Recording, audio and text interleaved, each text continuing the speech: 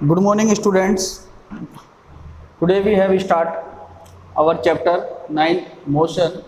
Next phase, the graphical equations of motion. पिछली class में या पिछले वीडियो में जो हमने पढ़ा था वो था ग्राफिकल रिप्रेजेंटेशंस, जिसमें अपन ने अलग अलग तरह के ग्राफ्स बनाए थे। वेलोसिटी टाइम ग्राफ बनाया था, डिस्टेंस टाइम ग्राफ बनाया था, और उन वेलोसिटी और डिस्टेंस टाइम ग्राफ का स्टडी करके अपन ने कोई भी ऑब्जेक्ट किस तरीके से जब मोशन करता है, एक्सेलरेशन जब उसमें हो रहा हो या यूनिफॉर्म एक्सेलरेशन से जब वो मूव कर रहा हो तो कितना डिस्टेंस कवर करेगा, ये सब अपन ने पढ़ा था। आज उसी कंसेप्ट को आगे बढ़ाते हुए अपन स्टार्ट कर रहे हैं ग्राफिकल जो इक्वेशंस हैं, जिनको अपन न्यूटन्स इक्वेशंस भी बोलते हैं, उनको कैसे अपन जो है डिराइव करेंगे और किस तरीके से न्यूमेरिक प्रॉब्लम्स जो बेस्ड होते हैं फिजिक्स के भौतिक एप्लीकेशंस, उनको अपन देखेंगे। देखिए, ग्राफिकल इक्वेशंस क्या है, एक तरीके का रिलेशन है वेलोसिटी में। किसी ऑब्जेक्ट का टाइम, इतने टाइम में वो वेलोसिटी जो कवर करता है, साथ के साथ एक्सेलरेशन और कितना पाथ वो कवर करता है, कितनी डिस्टेंस कवर करता है, इन सब चीज़ों को एक कन्वीनियंट फॉर्म के अंदर जिस तरह से हम रिप्रेजेंट करते हैं, एक क्या कह सकते हैं पर एक फॉर्मूले के फॉर्म में, इसी को बोलते हैं ग्राफिकली इक्वेशंस ऑफ मोशंस। तो हमारे पास में 3 इक्वेशंस है, न्यूटन्स की 3 इक्वेशन है ग्राफिकल इक्वेशंस ऑफ मोशन, जो मैं आपको बताता हूँ। सबसे पहले वो कौन कौन सी इक्वेशंस है।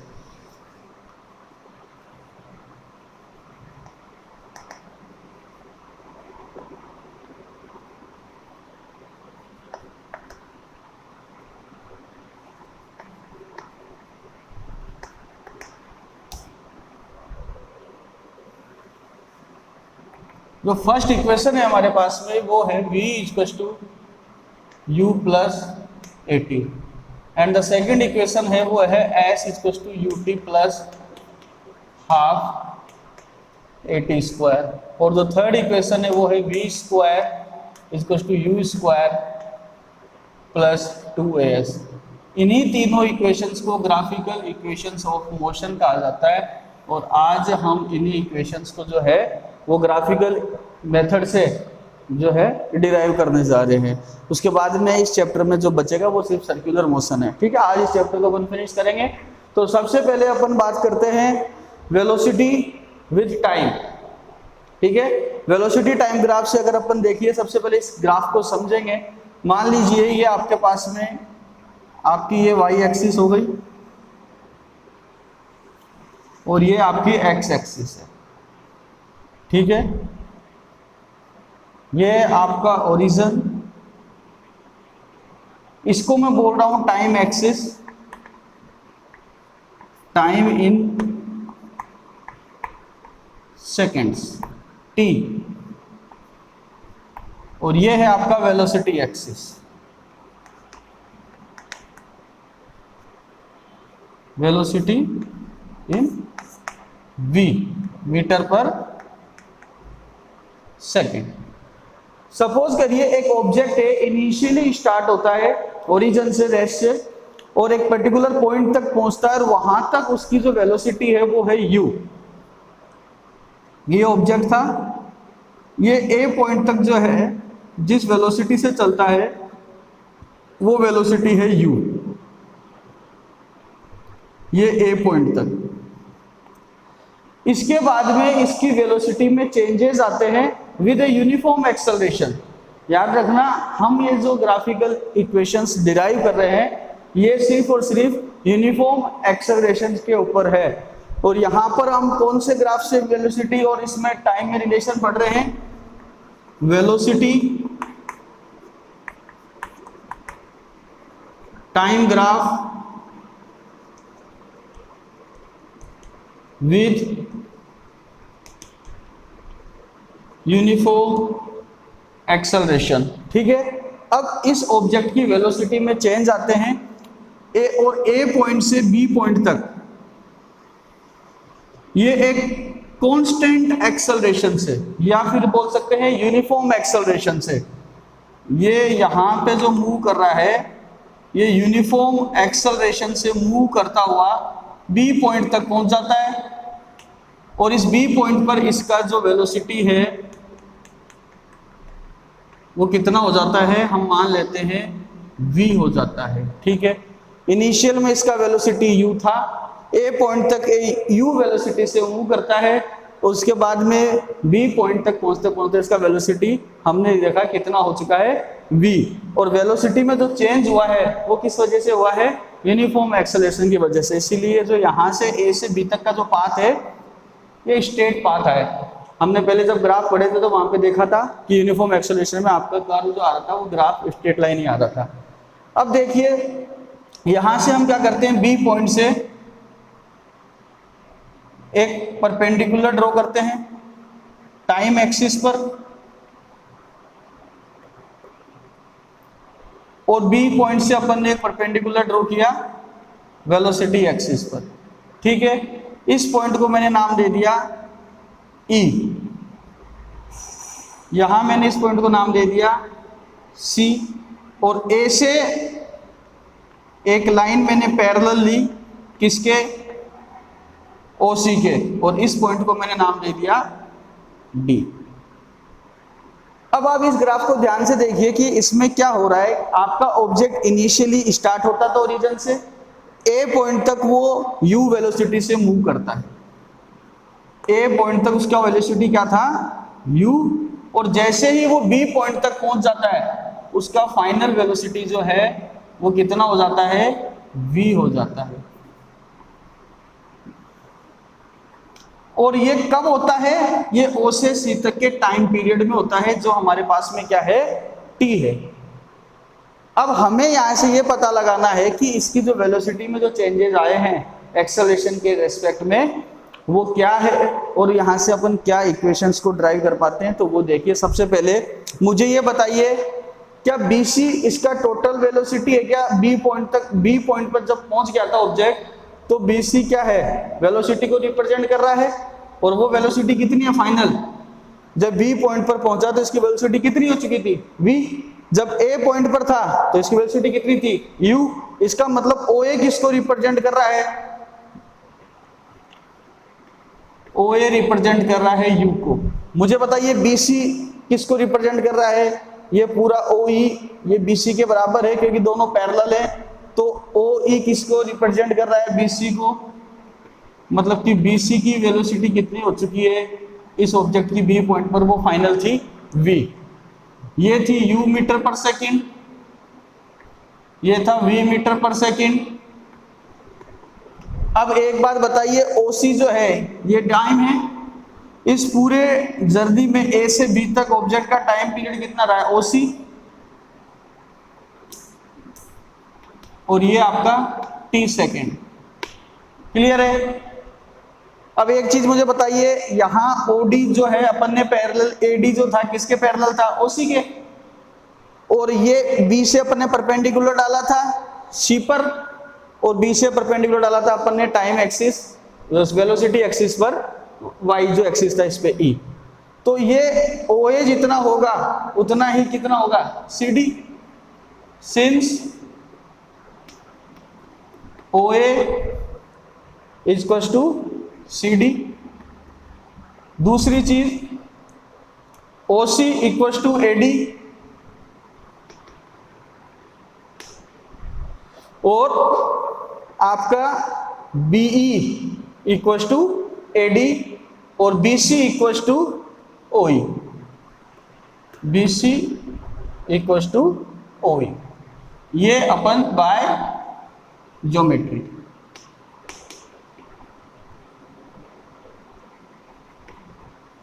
ठीक है, लिख सकते हैं ऐसा, क्योंकि ये परपेंडिकुलर B और C से डाला गया है, B से वेलोसिटी एक्सिस पर और B से ही टाइम एक्सिस पर। ठीक है, अब यहां से अपन देखिए, मुझे बताइए ऑब्जेक्ट का वेलोसिटी में एक्सेलरेशन कब आया, जब ऑब्जेक्ट A पॉइंट पर पहुंच चुका था।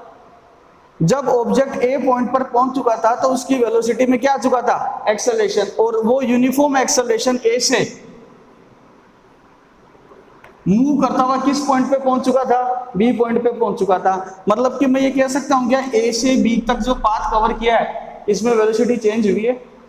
A तक वेलोसिटी कितना था, u था, and after that u A point से जैसे ही आगे बढ़ने लगा एक इंक्रीजिंग एक्सेलरेशन उसमें चालू हो गया, कांस्टेंट यूनिफॉर्म एक्सेलरेशन, और ये इसका बी पॉइंट पर वेलोसिटी फाइनल तक पहुंचते पहुंचते पूरा v हो चुका था।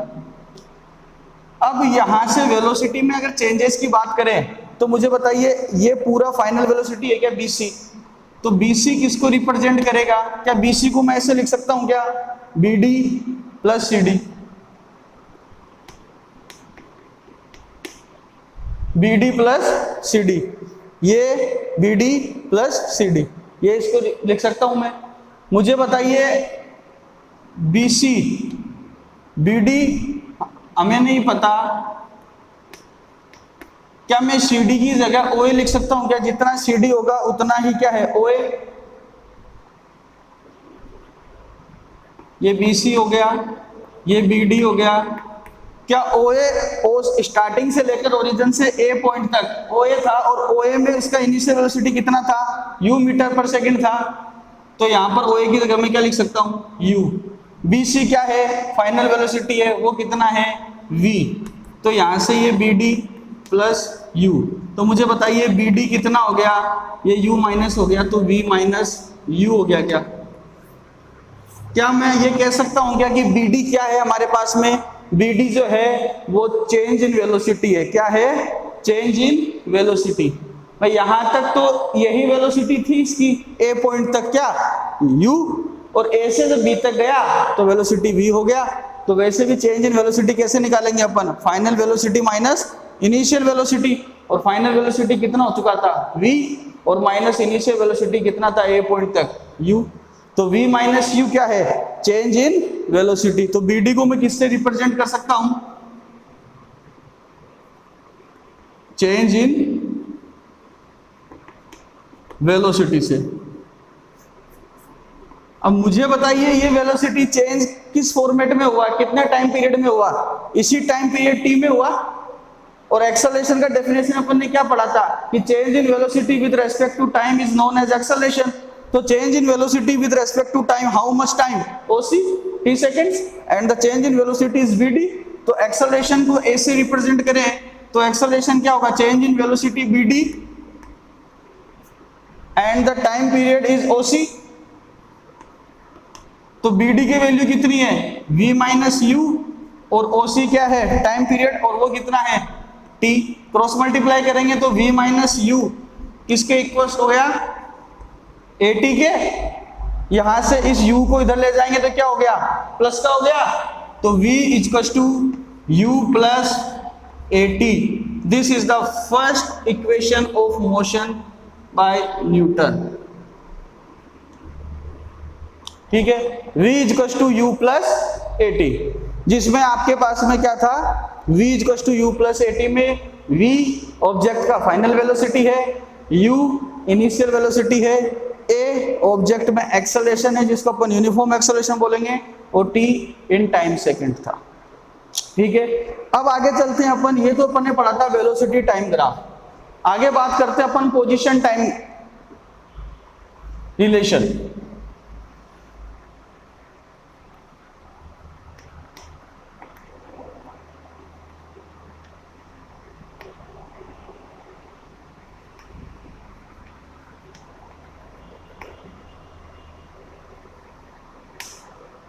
अभी जो हमने ये रिलेशन दिया है ये किसमें है? Velocity time relation. देखो, वेलोसिटी फाइनल, वेलोसिटी इनिशियल और टी टाइम। ए क्या था? यूनिफॉर्म एक्सेलरेशन था, और वो पूरी जर्नी में ही पूरे में क्या है? कांस्टेंट है। अब बात करते हैं पोजीशन टाइम रिलेशन की। मुझे ये बताइए कि इस ऑब्जेक्ट ने ए से बी तक पहुंचने में क्या कवर किया है? कुछ ना कुछ पाथ कवर किया है, कुछ ना कुछ डिस्प्लेसमेंट कवर किया है। ग्राफिकल मेथड में हमने पढ़ा था कि जब भी किसी ऑब्जेक्ट का अपन पाथ कवर करते हैं, डिस्टेंस कवर करते हैं, तो उसके लिए हमें क्या निकालना पड़ेगा? उसने कितना एरिया कवर किया, उसको हमको निकालना पड़ेगा। तो यहां से अगर मैं OABC, ये पूरा ट्रेपेजियम बन रहा है क्या, तो path covered by the object कितना होगा?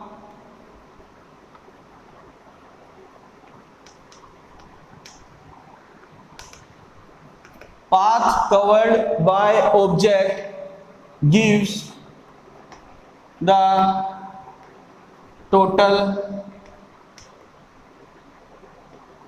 displacement of the object is S. अगर हमें उस ऑब्जेक्ट का टोटल डिस्प्लेसमेंट s निकालना है तो हमें निकालना पड़ेगा path covered by the object, जो उसका एरिया,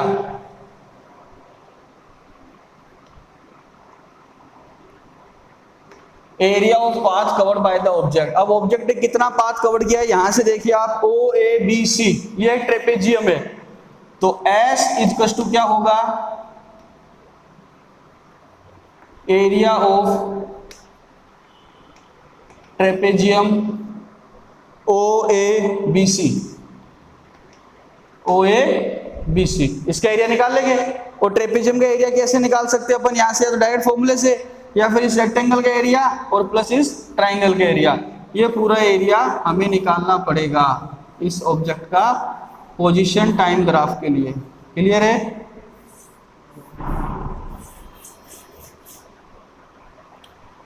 तो S equal to area of triangle A B D plus area of rectangle O A D C. देखिए सबसे पहले बात करते हैं एरिया ऑफ रेक्टेंगल। इसका एरिया क्या होगा, लेंथ इनटू विड्थ। लेंथ क्या है OC और विड्थ क्या है OA। तो एरिया ऑफ रेक्टेंगल निकालेंगे तो अपन क्या लिखेंगे, OA into OC, plus area of triangle निकालेंगे अपन, तो ट्राइंगल का एरिया क्या होता है 1/2 बेस इंटू हाइट। तो 1/2 ट्राइंगल का बेस क्या है AD और हाइट क्या है BD, तो मल्टीप्लाई AD इंटू BD। यहां से आप देखिए OA को मैं क्या लिख सकता हूं, OA इनिशियल वेलोसिटी था क्या U और OC क्या था T, तो OA को U लिखूंगा, OC को T लिखूंगा, प्लस का हाफ मल्टीप्लाई AD। क्या AD आपका OC के इक्वल है क्या, जितना AD है उतना ही OC होगा, तो इसको क्या लिखूंगा मैं T मल्टीप्लाई BD। BD की वैल्यू कितनी थी, अभी अपन ने निकाली थी, BD की वैल्यू थी V माइनस U। कितनी थी V माइनस U। देखिए area of rectangle OA into OC, तो ये हो गया UT प्लस हाफ अपन ने क्या निकालना है, बेस इंटू हाइट। बेस कितना है AD और हाइट कितनी है BD। ये BD कितना आएगा, अभी अपन ने निकाला था, कितना आया था V माइनस U। देखिए अब ये हो गया आपका V माइनस U। क्लियर है? अब यहां से देखिए V माइनस U, इसकी वैल्यू किसके बराबर आई थी आपकी, AT के बराबर आई थी क्या। V माइनस U की वैल्यू किसके इक्वल थी AT के बराबर, तो यहां पर मैं क्या लिख सकता हूं AT, तो ये हो गया U इंटू UT, ये हो गया प्लस का हाफ, ये हो गया मल्टीप्लाई में T, और V माइनस U की जगह लिख सकता हूं मैं AT, क्योंकि अपने अभी कैलकुलेट किया था V माइनस U किसके इक्वल था AT के, तो कुल मिलाकर के T इंटू T स्क्वायर हो गया, तो ये हो गया UT प्लस का हाफ, A आगे आ गया T multiply T square, and this is displacement, बोले तो position, and Newton's equation of motion number 2। S equal to UT plus half AT square. S उसका पोजीशन, डिस्प्लेसमेंट उस समय कितना है U इनिशियल वेलोसिटी है, और A आपका एक्सेलरेशन, जो T टाइम। क्लियर है? अब बात करते हैं अपन थर्ड इक्वेशन ऑफ मोशन के बारे में, और वो है आपका पोजीशन रिलेशन विद वेलोसिटी के साथ में। ये पोजीशन टाइम रिलेशन था, अब पोजीशन वेलोसिटी रिलेशन देखिए आप।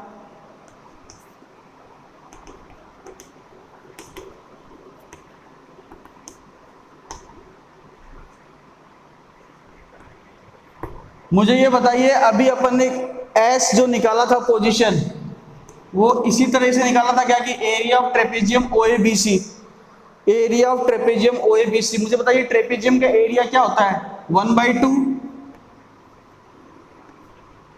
Multiply sum of the parallel sides of trapezium.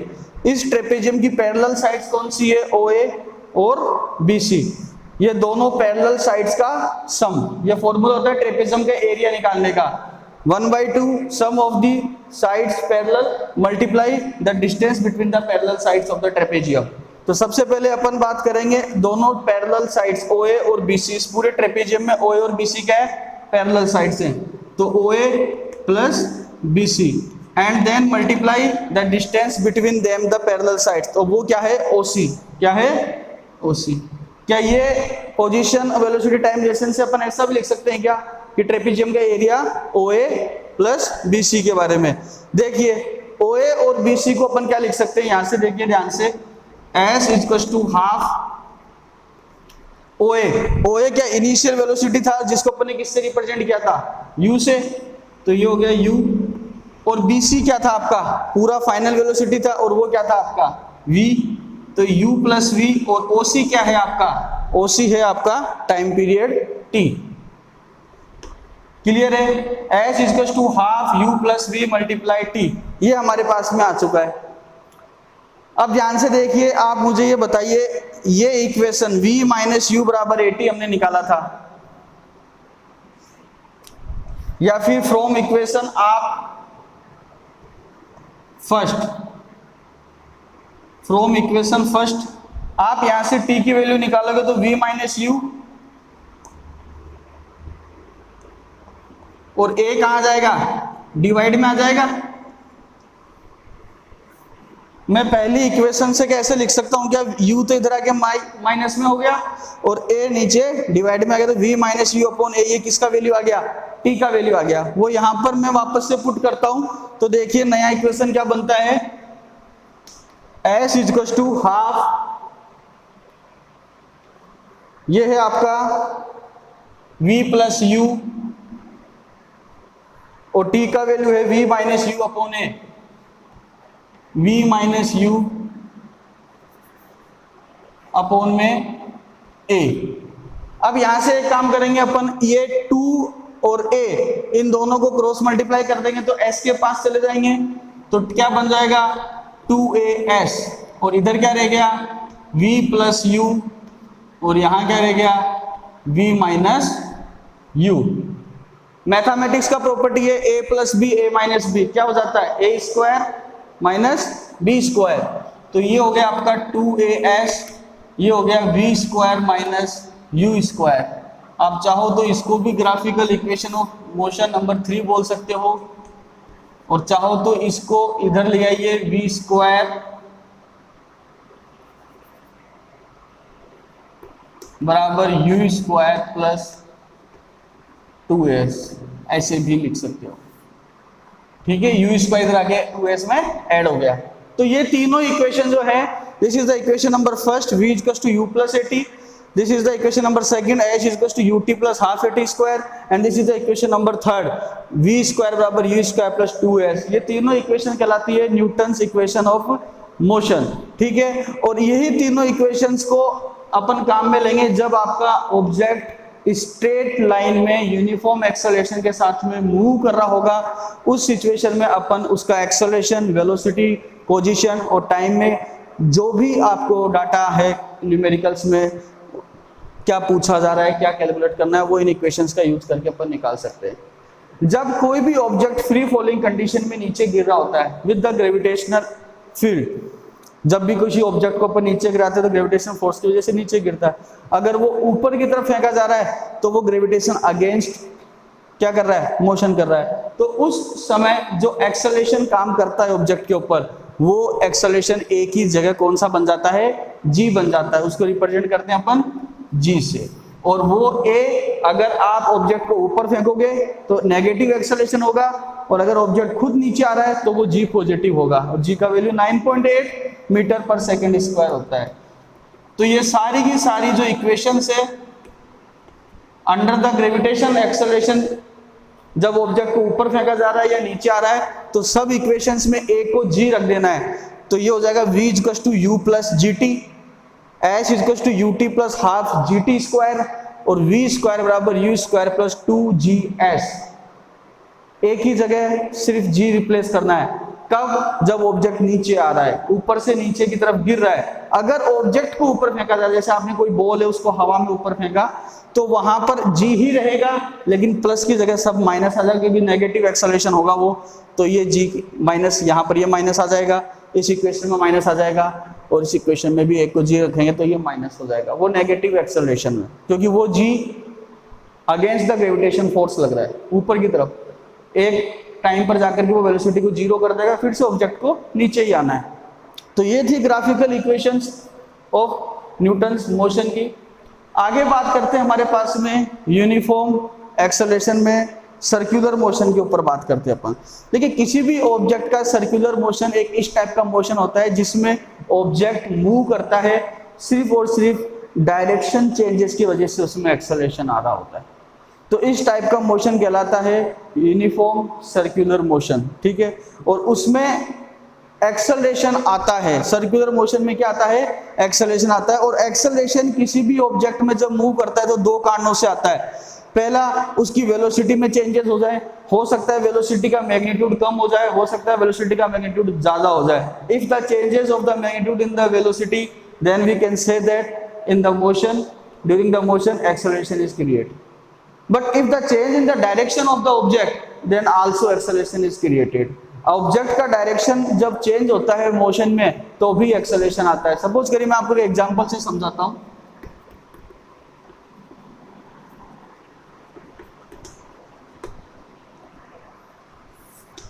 ये एक रेक्टेंगल है आपके पास में, और इस रेक्टेंगल ट्रैक के ऊपर अगर कोई ऑब्जेक्ट मूव करना स्टार्ट करता है और मैं कहता हूं कि उसको एक पूरा राउंड मार करके आना है, तो उसको क्या करना पड़ेगा, वो पहले यहां पर जाएगा, कुछ ना कुछ वेलोसिटी से जाएगा, लेकिन वापस ए पर आने के लिए उसको इस डायरेक्शन में चेंज करना पड़ेगा, फिर सी पर आके फिर से उसको डायरेक्शन चेंज करना पड़ेगा, डी पर आकर के फिर से डायरेक्शन चेंज करना पड़ेगा, और ए पर आकर के फिर से डायरेक्शन चेंज करना पड़ेगा, तब जाके एक चक्कर पूरा होगा उसका। और जब भी वो डायरेक्शन चेंज करेगा यहां से, तो उसकी वेलोसिटी में क्या आएंगे, चेंजेस आएंगे। एक रेक्टेंगुलर ट्रैक पर चलते हुए उसने कितनी बार 4 कॉर्नर्स पे 4 टाइम्स उसने डायरेक्शन चेंज करी। सपोज करिए ऑब्जेक्ट जो है आपका एक हेक्सागोनल ट्रैक पे चल रहा है और एक पूरा चक्कर उसको लगाना है, तो वो 1 2 3 4 5 6 कितने टाइम्स अपनी डायरेक्शन चेंज करेगा, पूरे 6 टाइम्स उसके डायरेक्शन में चेंजेस आएंगे, मूव करेगा, स्लाइटली चेंजेस आएंगे डायरेक्शन में। अगर वो ऑक्टागोन पे चल रहा है 2 3 4 5 6 7 8, तो कितने टाइम्स उसके डायरेक्शन में चेंजेस आएंगे, 8 टाइम्स उसके डायरेक्शन में चेंजेस आएंगे। क्या आप देख पा रहे हैं क्या, रेक्टेंगल से हेक्सागन, हेक्सागन से ऑक्टागन, और अगर मैं ऐसे बार बार खूब सारे कॉर्नर्स क्रिएट करता जाऊं तो मेरे पास में क्या बन जाएगा, एक सर्किल बन जाएगा। और सर्किल क्या है, ऐसे इनडेफिनेटली पॉइंट्स जो हैं उनका एक पाथ होता है जो सेंटर से फिक्स डिस्टेंस पर है। इसका मान लेते हैं रेडियस r है, और अगर कोई ऑब्जेक्ट यहां से मूव कर रहा है तो वो हर बार अपनी डायरेक्शन चेंज करता है क्या, अगर वो यूं जाना चाहता है तो उसको जाना तो यूं था, लेकिन वो यहां से मूव कर गया, फिर वो यहां से मूव करता करता यूं जाना चाहता है, उसको फिर से मूव करना पड़ेगा। मतलब कि एक सर्कुलर पाथ पर every time every point the direction of the object is change, so we can say that in the circular motion in the velocity acceleration is created, and this type of acceleration is uniform if the object move the uniform velocity। ठीक है, अगर ये object velocity भी बदल रहा है तो फिर वो एक्सेलरेशन थोड़ा और कॉम्प्लेक्स हो जाएगा। तो यहां से उस ऑब्जेक्ट का जो पूरा पाथ कवर होगा, एक पाथ कवर करने में कितना डिस्टेंस कवर करेगा, वो 2 पाई r डिस्टेंस कवर करेगा, the circumference of the circle. और कितना टाइम लगेगा उसको, ये आ गया उसका, मान लेते हैं t टाइम इसको लगा। तो स्पीड क्या होता है, वेलोसिटी,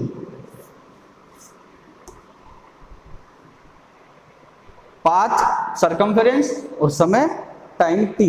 तो ये उसका जो है वेलोसिटी रहता है 2 पाई r अपॉन t पूरे एक साइकिल में। ठीक है, और ये था आपका सर्कुलर मोशन। इसी के साथ आपका ये चैप्टर फिनिश होता है। तीनों इक्वेशंस मैंने आपको बता दी है, डेरिवेशन आपको बता दिया है, अब आप इसको कर सकते हैं। ग्राफ्स भी मैंने आपको समझा दिए थे। ठीक है, इसके न्यूमेरिकल्स जो बचे हुए हैं वो आपको करने हैं कुछ क्वेश्चंस, बाकी एक्सरसाइज के अपन ने सारे क्वेश्चंस कंप्लीट कर लिए हैं। 3 या 4 क्वेश्चंस हैं जो न्यूमेरिकल्स हैं, वो इन्हीं एप्लीकेशंस पर बेस्ड है। वो क्लियर करना है, ठीक है। और सर्कुलर मोशन जो था वो भी मैंने आपको समझा दिया है। नेक्स्ट चैप्टर अपन नेक्स्ट क्लास में स्टार्ट करेंगे, या हो सकता है मैं इसका आपका पहले टेस्ट रख दूँ। ओके, धन्यवाद।